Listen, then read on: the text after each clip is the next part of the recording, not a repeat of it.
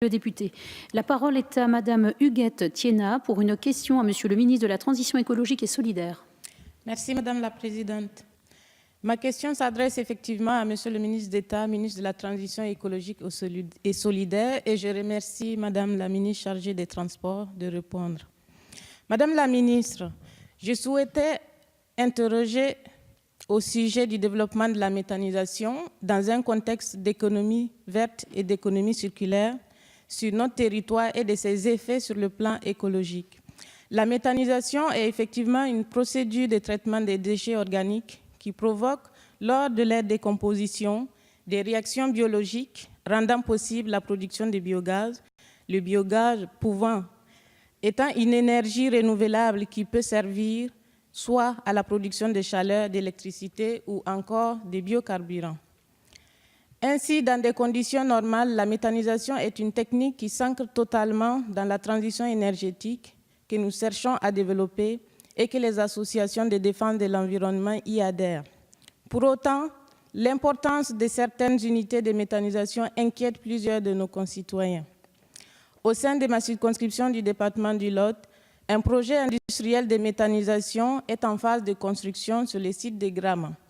Ce projet, situé à proximité du parc naturel régional des Cosses du Quercy, inquiète plusieurs de nos concitoyens.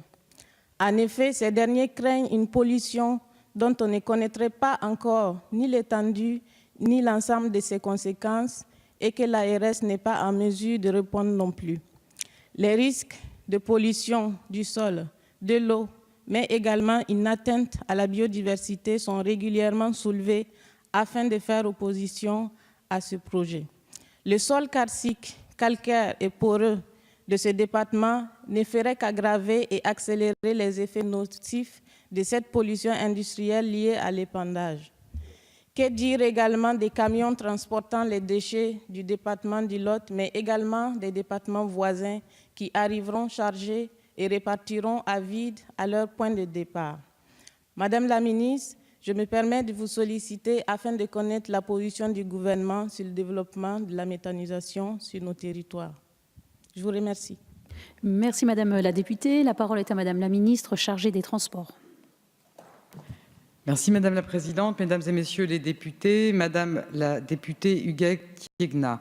Vous avez interrogé Monsieur Nicolas Hulot, qui, ne pouvant être présent, m'a chargé de vous répondre. Alors, la méthanisation est une filière prometteuse aux bénéfices multiples, tant pour l'environnement que pour la création d'emplois ou encore pour l'équilibre des exploitations agricoles.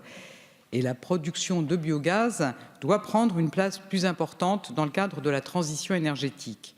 En conséquence, la filière dispose de soutien fort des politiques publiques et d'un cadre réglementaire adapté et proportionné aux enjeux. Lors de la révision de la programmation pluriannuelle de l'énergie qui est en cours, nous examinerons à la fois la possibilité d'augmenter les objectifs de production de biogaz à court terme, c'est-à-dire à horizon de 2023, et à plus long terme, à horizon 2028, et la façon de faciliter le développement de la filière méthanisation, et en particulier l'injection de biométhane dans les réseaux. La concertation et la transparence sur les projets sont essentielles pour assurer la confiance des citoyens. Les gros projets de méthaniseurs sont soumis au régime de l'autorisation de la législation des installations classées pour la protection de l'environnement. Ils font donc l'objet d'une consultation publique avant toute décision prise par le préfet. Et il importe que les porteurs de projets sachent informer et dialoguer autour de leurs projets. Vous faites part des inquiétudes de certains des concitoyens de votre département au regard des risques de pollution ou encore des impacts sur le transport routier généré. La réglementation des ICPE permet de prendre en compte de tels risques et nuisances. De plus, en fonction de la taille des projets, des études d'impact ou d'incidence sont réalisées et le trafic routier est bien intégré dans ces études. Les services de l'État sont particulièrement attentifs à ces enjeux. Donc, sous ces conditions, le gouvernement soutient le développement de la méthanisation. Pour identifier des leviers d'action concrets, Sébastien Lecornu lancera cette semaine un groupe de travail avec les parties prenantes, comme cela avait été fait pour l'éolien terrestre. Je vous remercie. Merci Madame la ministre. Madame la députée, vous avez la parole. Oui, je vous remercie Madame la ministre de votre attention et je vous assure de mon plus grand intérêt, mais également de ma plus grande vigilance dans le cadre du développement de ces nouveaux modes de production d'énergie renouvelable.